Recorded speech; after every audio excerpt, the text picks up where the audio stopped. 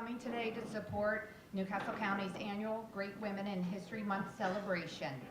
We begin our program with a presentation of colors presented by Mount Pleasant High School Junior ROTC.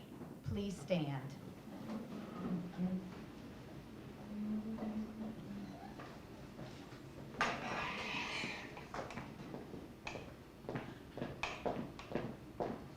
Left, arch.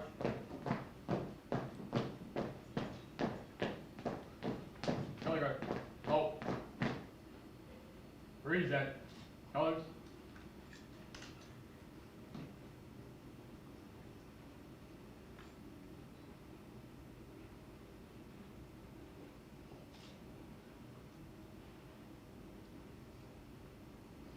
Order. Colors.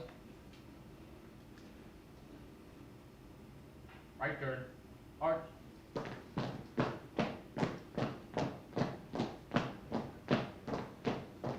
Forward. Arch.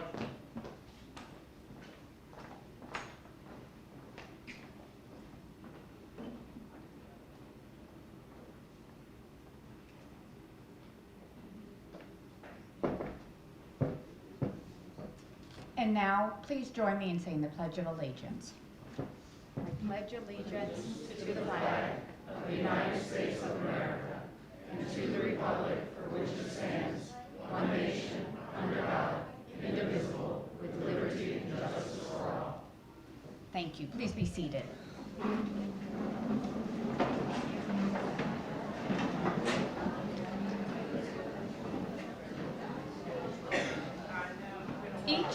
Each year during the month of March, we take the opportunity to recognize and honor women who are making a difference in our communities in important and unique ways. National Women's Month is an opportunity to celebrate and reflect on women's achievements, as well as the problems and struggles that we have faced, and the important role we continue to make in society. And today, March 8th, we also celebrate International Women's Day. This year, we celebrate the amazing Delaware women in the military. I am pleased to introduce the 2020 honorees. Chief Warrant Officer Ernestine Epps. Please stand.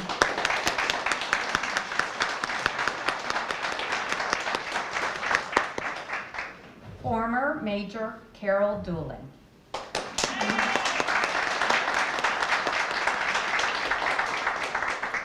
Retired Master Sergeant India Colon Diaz.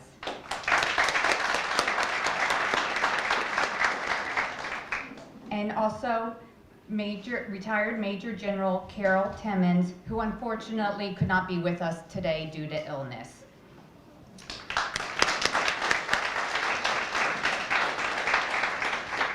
Each year, we also honor an amazing young woman who is making history of her own.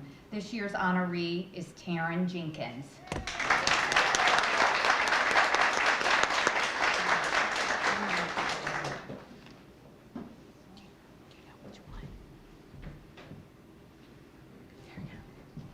Before getting into the program, I do want to take this opportunity to recognize dignitaries with us today. First, County Executive Matt Meyer. Major General Michael Berry.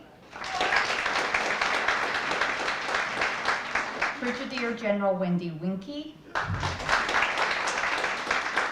And Command Chief Richard Wentz. And now I'd like to turn the program over for remarks to General Manager Marcus Henry.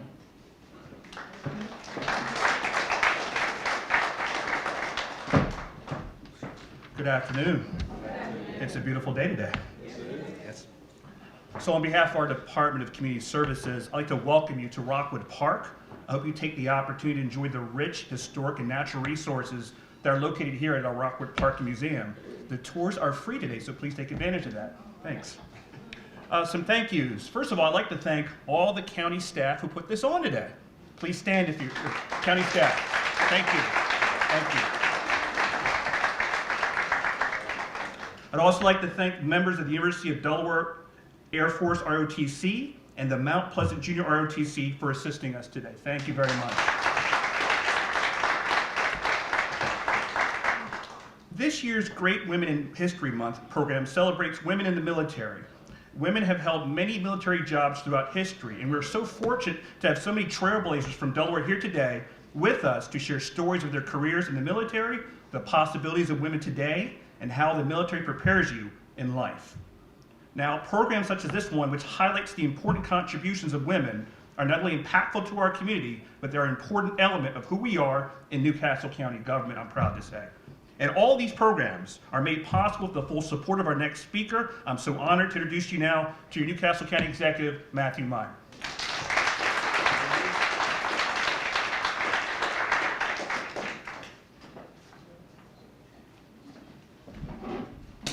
Good afternoon. Good afternoon. This is Celebration International Women's Day. Good afternoon. It's great to see everyone here. My name is Matt Meyer. I'm the county executive. This is, I think, my 4th time doing this extraordinary event. Every year it gets a little bit better, and this is amazing. Going off into the distant corners of Rockwood Carriage House there. Can you hear me back there all right? Okay, good. It's good to see everyone here. All the kids, good. Thanks for the thumbs up. I just wanted to start today by having anyone who has served or is currently serving in our armed forces, if you could stand so we could give you a round of applause for your service.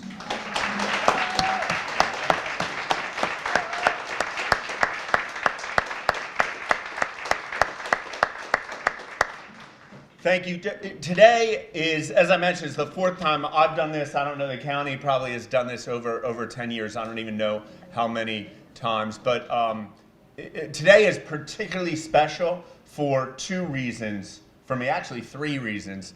The first is that this International Women's Day is a particularly special International Women's Day. For most of the history of this country, it's hard to believe, but for most of the history of this country, the only people that could vote were landowning white men. And for decades, there was a group of pioneering women and a few men, suffragists they called them, who worked very hard to say that women have an equal right to vote. And 100 years ago, in 1920, women got that right to vote. So this entire year, but especially this day, we are celebrating that major step forward for equality in this country. It's important to note, it's very important to note, that for most or many of the past 100 years, not every woman has had a right to vote. People of color did not really have, in practice, because of poll tests and things like that, didn't really have a right to vote until just recently.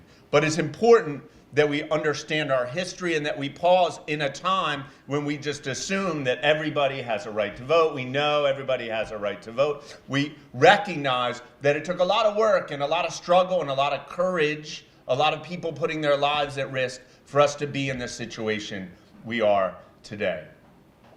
Second, this is really special for me on a personal level because 10 years ago in 2010, I spent a year as a U.S. diplomat working for the U.S. State Department, embedded on an army base with about 10,000 soldiers in Mosul, Iraq. When I decided to leave my job at a law firm to go serve as a diplomat for a year, I was expecting to go and learn a lot about Iraq, a lot about Iraqi culture, society, and a lot about the war. And I did. But when I came home, one of the first things I told my parents was that I actually learned a lot more about America. When you live on a base with over 10,000 U.S. soldiers during wartime, you learn an awful lot about the good and the bad and the ugly and the sad, and a lot of the struggles of our country. The colonel who commanded our base would often say that the problems the military sees appear before him before they appear on the front pages of the newspaper. When there are problems of discrimination, when there are problems of drug use, when there are problems of violence and mental health, very often they appear on army bases, on Air Force bases, on Marine bases and naval bases across our world before they appear in our communities. One of the most prevalent issues that I saw every day, believe it or not, in Mosul, Iraq, on forward operating base Marez in Iraq in wartime was gender discrimination. A day didn't pass when I didn't see some internal issue within the military, basic societal issue of women having to deal with things that they should not have to deal with in the 21st century. This, of course, is not unique to the military.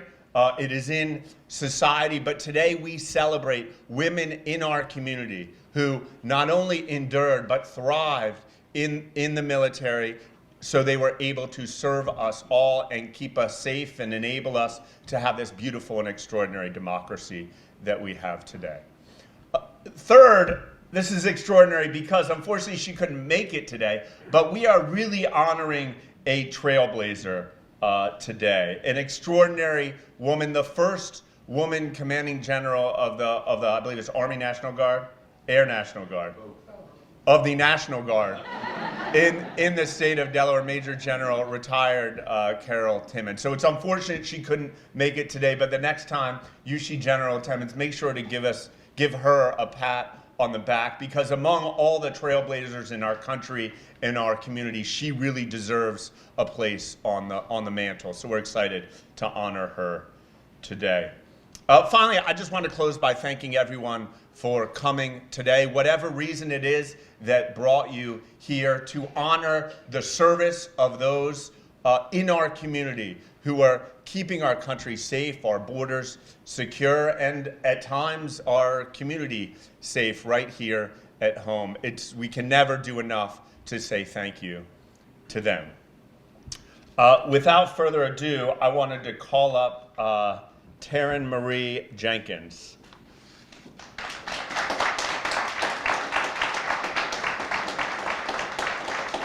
So it's funny to be here honoring a Gold Award recipient. I 3 months ago was asked to preside at an Eagle Scout award ceremony for a couple Boy Scouts, and it was posted out on Facebook that I was doing this, and we got a litany of comments that Eagle Scout is good, but getting the Gold Award, even the Silver Award in Girl Scouts, is so much harder than being an Eagle Scout. So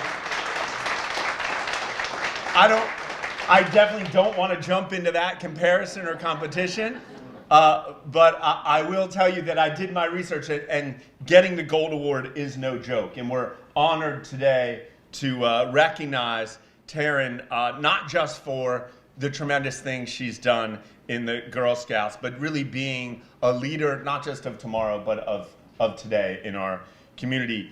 She started her Girl Scout journey with the Daisy Troop at Wilmington Friends School, continued as a Brownie, junior cadet, senior and ambassador under the guidance of troop leaders within Bethel AME Church. Anyone from Bethel here?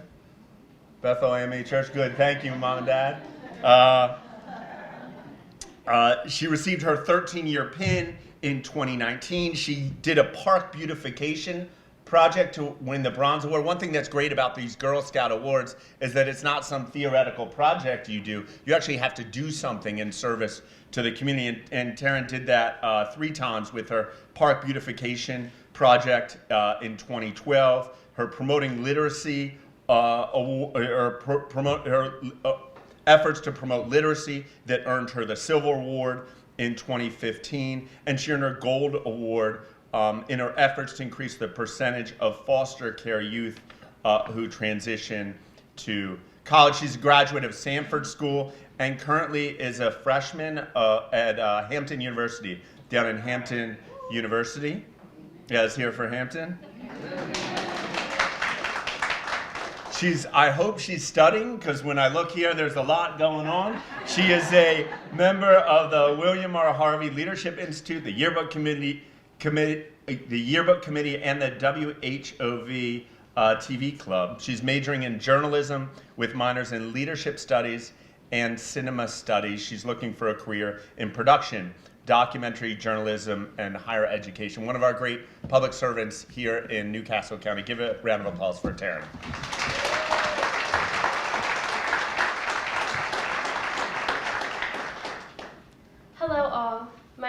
Karen Marie Jenkins. I'd first like to start off by saying that I am so honored to be here with you today and speak along such distinguished female leaders. The process of planning and executing my Gold Award project has been one of the most rewarding and eye-opening experiences that I've had. The goal of my project was to raise the percentage of foster care youth who transitioned out of the system and into college. Since an early age, I participated in a variety of community service projects and appreciated the principle of helping and serving others. I had even worked on service projects that focused on foster care youth before. But the research and planning of my Gold Award project took a whole nother level of passion and motivation. I didn't realize the potential weight and impact my project could have until I started going through the college process myself around my junior year. You see, I had a front row seat to watch my two older brothers going through the college process, and they had the support of my parents as they experienced the SATs, college visits, and filling out applications for colleges. I observed my parents shopping for supplies and then packing up the van to do college drop-off.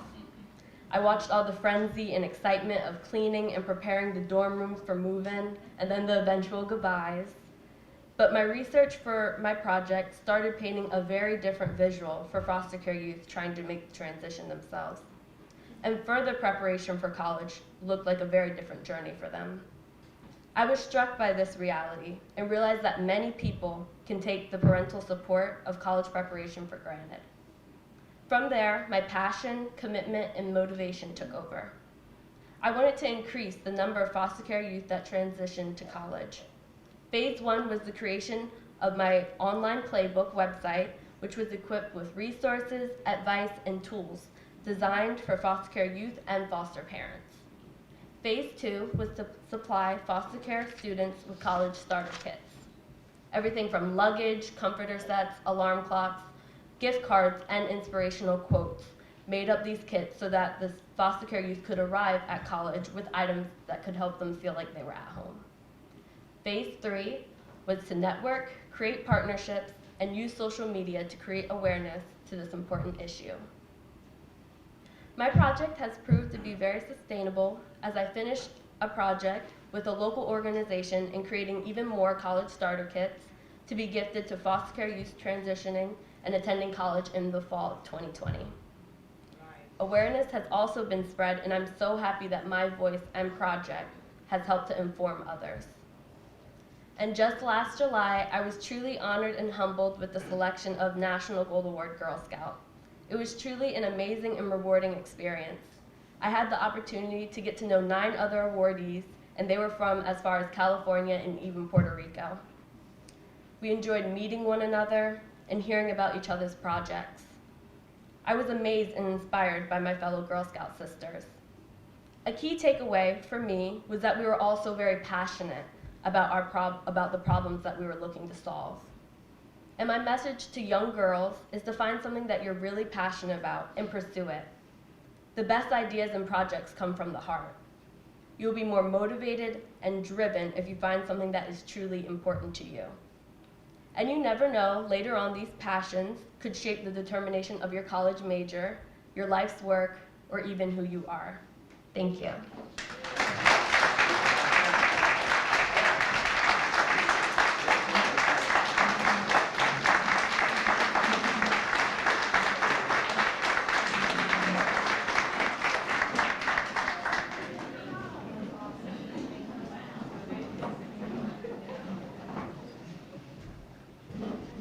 Thank you, Taryn. It is an election year. Please don't run against me.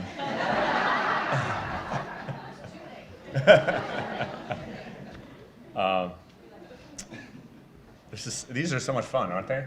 So interesting. Really amazing. It's amazing, too. A lot of what I hear is kids these days, they're all on their phones, and then you see something like that, it's like, wow. Next up is Carol Doolin. Come on up. Former Major Carol Doolin.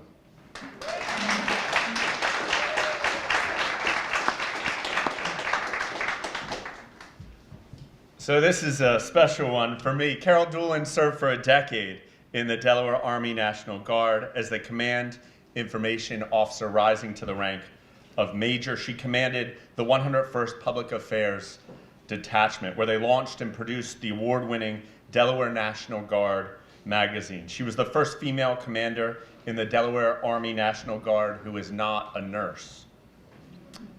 While serving part-time in Delaware, Ms. Doolin also served full-time as the Public Relations Director of the National Guard Association of the United States in Washington. This was subsequent to serving as an assistant editor, then acting editor of the National Guard magazine with a national circulation of 65,000. Ms. Doolin's personal awards include 2 Army Commendation Medals for journalistic excellence, the Military Achievement Medal for media coordination and support of Governor's Day, the Adjutants General Association of the United States Minuteman Mike Award for the best command information program in the nation, the Army Achievement Medal for outstanding leadership of the Public Affairs Detachment, the Commonwealth of Kentucky Order of Kentucky Colonels Award for outstanding support of the Adjutant Generals Association of the United States. The detachment's magazine that she ran actually earned every military award available during her command.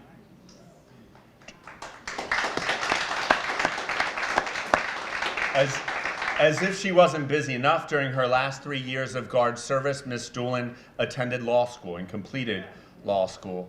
And she is actually probably the most accomplished attorney who served in county government in the history of Newcastle County.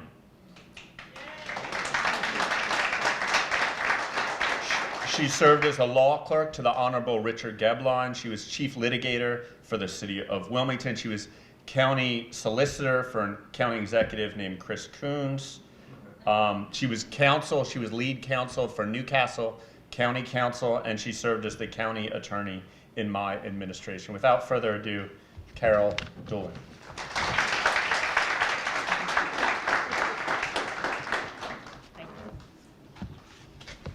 Thank you, Executive Meyer, and congratulations to my fellow honorees. I'm really proud to be part of this group. And I'd like to recognize Major General Francis Siani, one of the generals under whom I served. I'm very appreciative of him. And a senior female on the civilian side of the National Guard, Sharon Scarmozzi, also is here. I was told that we're here today to talk about career opportunities in the military. And I would have to start out by telling you that I am an accidental soldier. I started that way. I had a degree in journalism. I was looking for experience. A professor told me there was an opening as a press officer in the National Guard. And I was told it was the last WAC course, Women's Army Corps, that I would have a great opportunity. It would be like getting a master's degree. I'd have wonderful quarters and meet wonderful women. And that part was true. What they did not tell me was that I would be scaling a wall, climbing under barbed wire, going up Heart Attack Hill with a tent on my back, and learning that sweat wasn't a drop on your head, but a bucket pouring out of your body in the August heat of Alabama. So I decided our boot camp for officers was 13 weeks rather than the 8 weeks for enlisted. And I will say that there were a number of people who didn't make it. I wanted to be an air conditioned more than I wanted to do anything in my life, but I made it. And when I did, I knew that nothing that would come up after that would stop me. So I came back to the National Guard and became a press officer and then became the commander. And we did produce this magazine, which did win all national awards. Thank you. And as fate would have it, there was an opening for an associate editor on the National Guard magazine for the Air and Army National Guard in Washington, D.C. So I went to Capitol Hill and started there. Now, as part of this, I was the youngest person by 30 years who was on an executive staff. I was the only female. And my boss, who used to be the National Guard Bureau Chief, General, two-star general, and started the Army Guard Air Corps, decided he would fire the public relations director and fire the magazine editor and give me the opportunity to become the public relations director. If I did, for 3 months, served as the editor, the associate editor, and the public relations director to prove myself. I did prove myself, and I got the job. When I got that job, I was writing legislation for Congress. I wrote part of the new GI Bill. I wrote add-on legislation, appropriations for the Delaware National Guard, helicopters, all the things that we got. General Spruance, if anybody remembers that name, was very influential. So I said to myself, wow, maybe I should be a lawyer. So I went to law school. And the career stops there with the military. But I will say that what I learned in the military has helped me and instructed much of my life. It's been a wonderful opportunity. It was a time when there weren't women in those slots and many, many challenges, but those challenges I could face in large part because of my beginning. And so it actually launched my career both in law and in journalism, and I'm very appreciative. And I think I'm the first female county attorney under Matt Meyer in the history of the county. So thank you very much.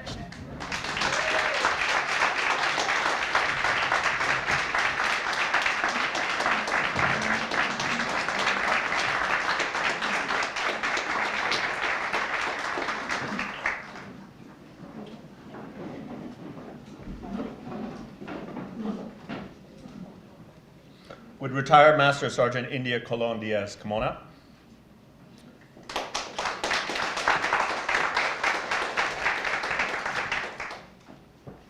India is a proud born and raised Delaware native dedicated to public service and community engagement. She's a proud wife and extraordinary mother. She retired from the Delaware Air National Guard, United States Air Force last year, I think about a year ago, with 22 years of dedicated service to her country. 22 years, she started when she was 3.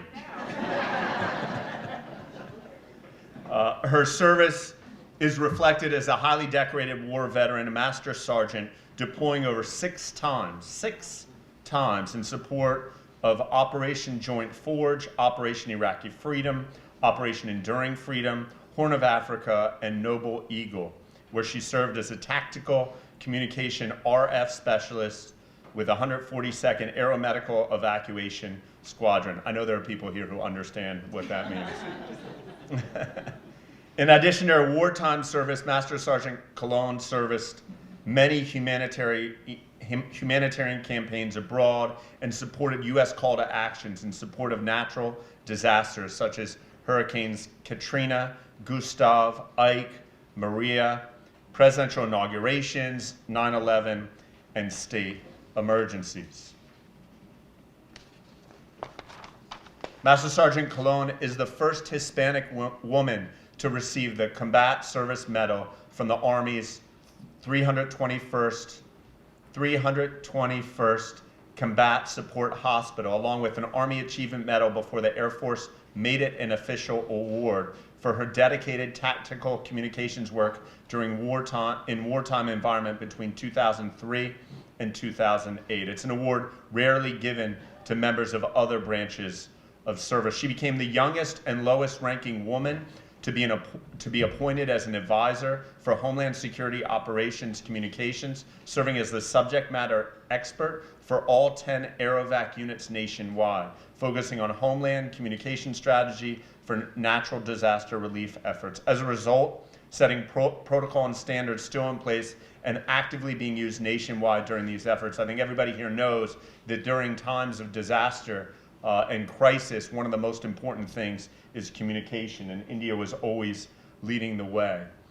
I got to know India in local communities. She's sought out as the voice and liaison for the Hispanic community, opening opportunities and educating youth and leaders on the growth and the importance of inclusiveness and diversity. Her advocacy and community work are known nationwide. If you don't believe me, look at her Facebook page. In 2017, she was appointed as the first Hispanic woman to ever serve as a commissioner in the Board of Elections, appointed by Governor John Carney. And most recently, in February last month, she was nominated by Christiana Care for its Community Hero Award for her volunteer efforts right here within the state of Delaware. Though recently retired, Master Sergeant Colon continues to work with her community and cultural arts initiatives, working with her veteran counterparts, doing public speaking engagements about women in the military, motherhood, and the importance of building a legacy life that will leave a lasting impact long after she is gone. As a public speaker and volunteer, she hopes to get her community involved in the growth and engagement of community education, serving your country through public service, and encouraging those kids who came from the same under-resourced neighborhoods she herself grew up in. Ladies and gentlemen, Master Sergeant India Colon.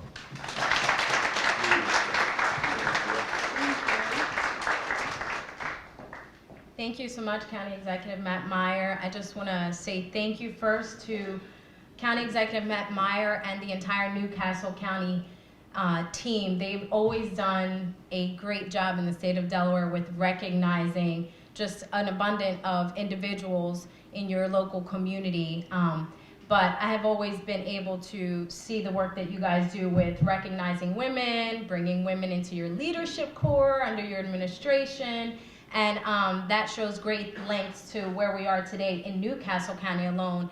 We're here today for Women's History Month, and as much as I like to take this honor, it's one of these moments where I couldn't get here alone. This is one of those things that women in history rarely ever do it alone. It comes with a village of women, village of amazing mothers, aunts, cousins. My cousin just walked in, so I had to say that.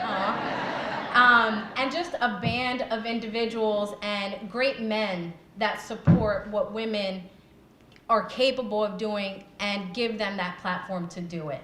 I was a little bit hesitant to come up here just a little while ago when our lovely Girl Scout honoree here, Terry? Okay, so very short story. So we're in a room full of what I consider great women and young leaders that are sitting in the back. I see you guys, the Girl Scouts. So I just want to give a quick acknowledgement. This moment here, my husband, Victor, he has a little bit of a tick right now happening because I want to give recognition to the young women here today because the troop out in North Carolina, Fayetteville, just about 10 months ago, saw this man who was on military training and they targeted him, they went to him, they had a lot of cookies they wanted to sell, and they really got under his skin. You know, they worked him in a way where he ended up saying, I'll take whatever you have left, not knowing that what they had left was not just the boxes on the table, but underneath the table. So he went, he grabbed his truck, he pulls up, they said, that's a nice truck, sir, you know, so that goes to show, when you want something, young ladies, you can get it, because they worked him so well that when he opened up his trunk and turned around, boxes, and like a pallet, a Girl Scout cookie showed up, and at this point, he's like, I can't let these two young women, who were very young, if I'm correct, they cannot, you know, do this to me, and I'm not going to look like a fool here today. So he bought almost $800 worth of Girl Scout cookies.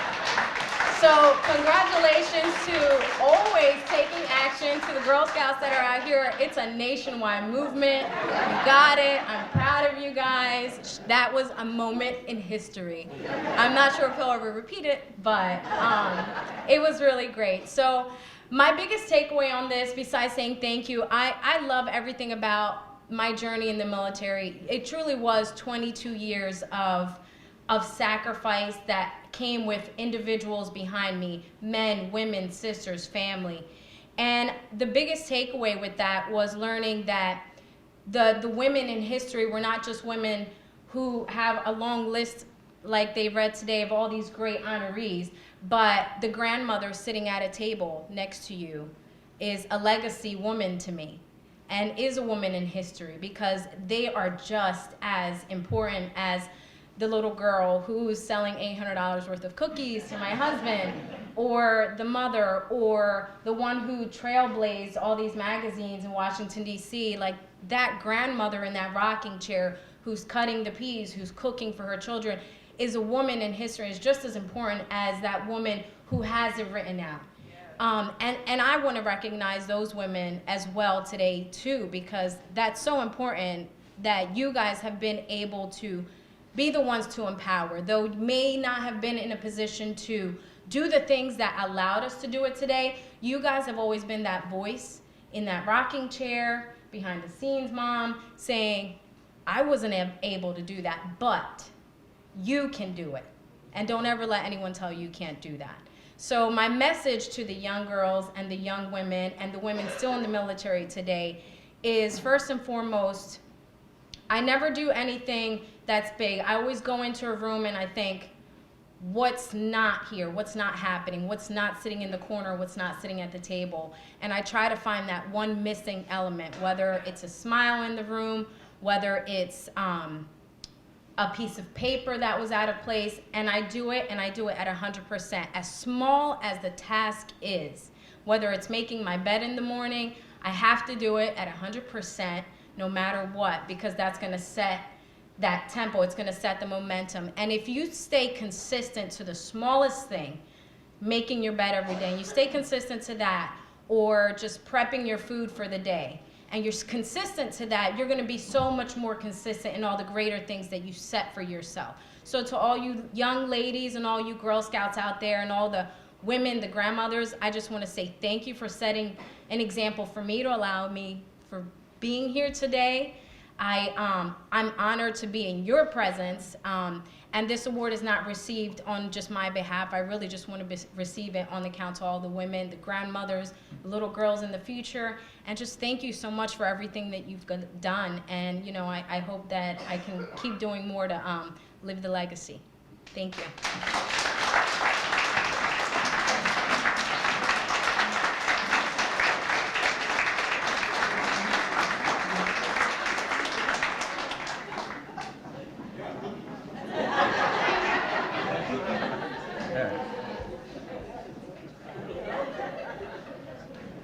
Okay, girls are going to line up afterwards. I think they know who to sell to.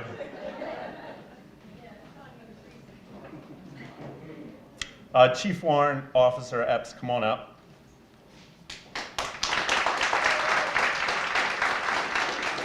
I'm honored to be, come on up. I'm honored to be standing next to the 2019 Dietz and Watson Philadelphia Eagles Hometown Hero Award winner.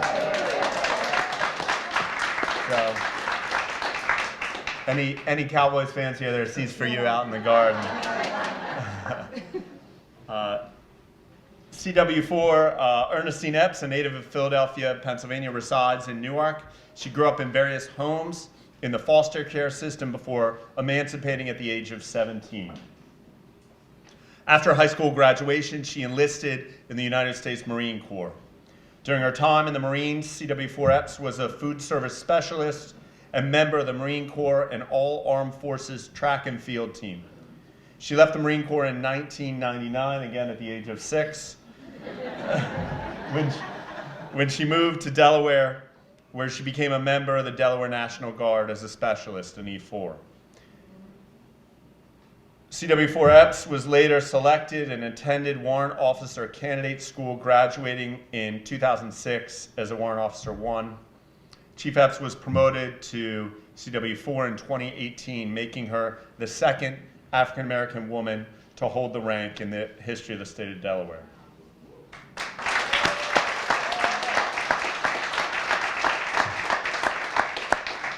Her military education includes Warrant Officer Food Service Basic Course, Warrant Officer Advanced Course, Warrant Officer Immediate Level Education Course. She holds a bachelor degree from Wilmington University and a master's degree with a concentration in nonprofit management from Wilmington University.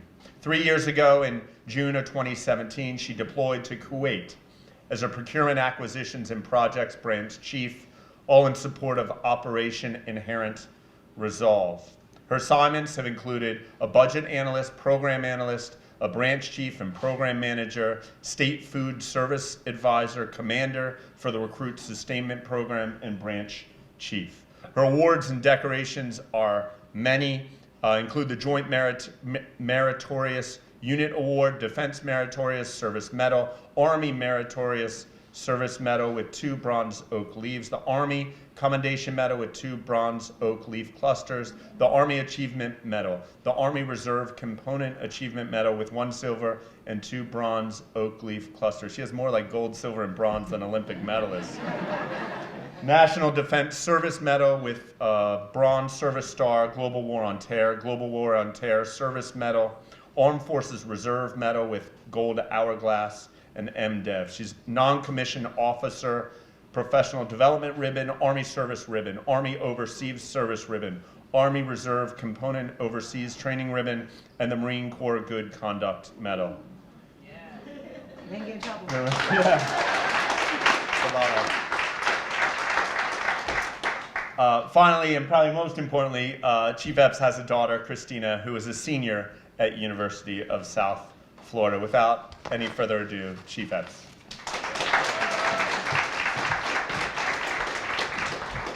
Good afternoon. First, I want to thank Newcastle County Department of Community Services for this recognition. I'd like to acknowledge and congratulate the other women that are also being honored today. Congratulations. I'm grateful and humbled to be included on this list. There are many women that could have stood here today and accepted the same honor. There are great women and there are great female leaders that I admire, like Major General Carol Timmons, Brigadier General Karen Berry, Colonel retired Angie Showell, Colonel retired Pam Gantz, and retired Chief Warrant Officer Cheryl Richardson, just to name a few. There are also up-and-coming soldiers and maybe future Newcastle County great women in history, like Specialist Amina Williams, Specialist Kiana Smith, Sergeant Victoria Brown, and Captain Christina Jordan. There is zero doubt that the military has benefited and continues to benefit from the transformational power of amazing women who choose to answer the nation's call and wear this uniform. After almost 25 years of military service, still can't believe it's been that long. If I were to think of one message that I hope gets translated, it is the mostly overlooked advantage of using the military as a transformational power. The military has the power to transform not just men and women, but also generations and communities. As noted in my bio, I grew up in the foster care system in Philadelphia. My biological mother grew up in the foster care system of Philadelphia. My biological grandmother grew up in the foster care system of Philadelphia. Generational foster care is not rare. There are factors related to poverty and personal habits that make generational foster care a curse for many families. The emotional support and self-confidence that most children grow up with can be a challenge for children who constantly move with no set identity. That's why I really respect your comments about the parental involvement in children going to college. At 16, when I left foster care, I could have easily ended up in a cycle of welfare and back to foster care. I was stubborn and I was determined. Still a trait I hold true to my heart. I worked 3 jobs and I paid my rent, but my grades suffered and my extracurricular activities like track and field had to take a back burner. At the time, I literally knew no one who came out of foster care successfully. I was burning out. There were opportunities there, but I felt like I wouldn't benefit from them because I had a high level of self-doubt. By the time I saw the recruiter from the Marine Corps walking through my high school, I had one simple question for him. Is it true I can have some place to live, free food, and still make money and only have to work 1 job? That was the easiest session for him. He got me hook, line, and sinker. What the military did for me is it gave me a family. The Marine Corps is an awesomely tough organization, and it was tough to get there. But the self-confidence I gained as a result of being a Marine changed the direction of my life. I learned I was capable of being a leader. I learned I was an indispensable part of a team. And growing up in foster care, becoming indispensable was a really big deal for me. I took pride in my appearance. Not that I was ugly before, but I really did. I held my head high, and because there's nothing that a Marine can't do, I knew that I wouldn't fail. I left the Marine Corps with a daughter and joined the Delaware Army National Guard. Again, I was part of a family.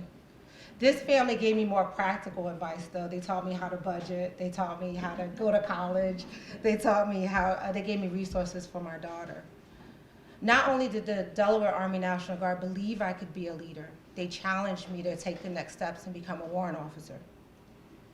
As a soldier, the benefits of the National Guard to include salary, college benefits, leadership, mentorship, and the parameters of living the Army values are deposited right back into local communities. Hope then replaces destitute. Positive examples and mentorship have the chance to replace negative, complacent behaviors. The thought that a girl who was unwanted, abused, and carried her clothes around in trash bags could become only the second African American CW4 in the state of Delaware. Anybody can do it.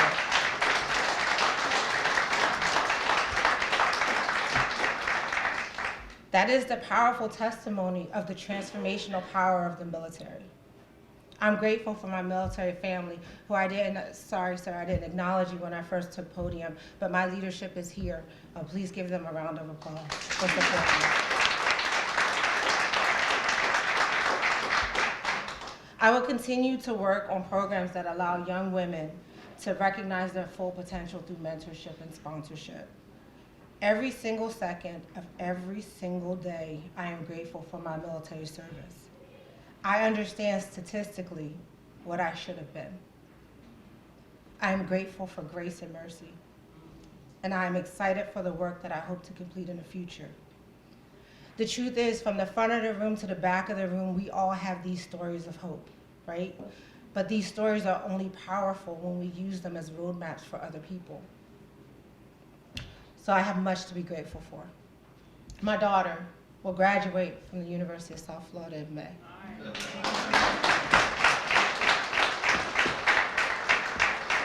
I hope that she would come closer to Delaware for grad school, but her plan includes staying in Florida for grad school. My family psych ward foster care is done with me. We're done with it.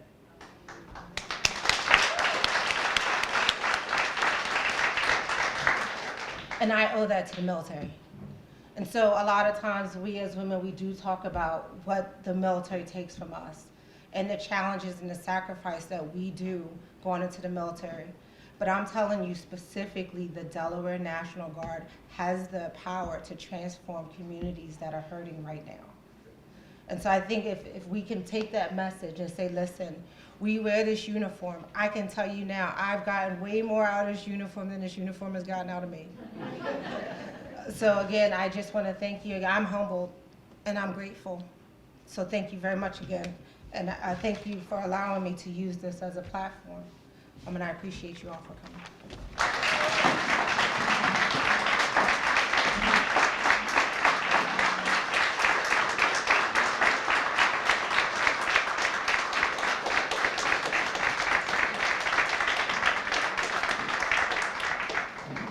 Wow. We got the videos if you need it for in your recruiting offices. This is like, yeah, I'm ready to sign up. Yeah, this is really great, and thank you for your service. A little surprise, I'm supposed to close now. I want to quickly call up Gloria Smith. If you come up for a minute. It was a surprise to me, and now it's going to be a little bit of a surprise to you. Gloria comes to us today. Her sister was Brigadier General retired Hazel Johnson Brown. Is that right? Correct. Brigadier General retired Hazel Johnson Brown was the first African American woman general in the history of the United States Army. And so I want to keep her around with that.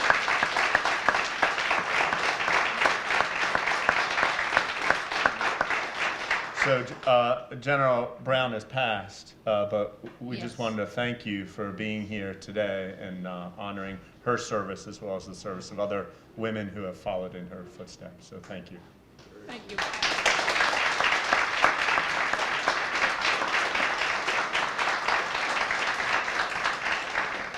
So once again, to all of our honorees, our youth honoree, and each of the currently serving military officers and veterans who are here today, thank you so much for your continued service.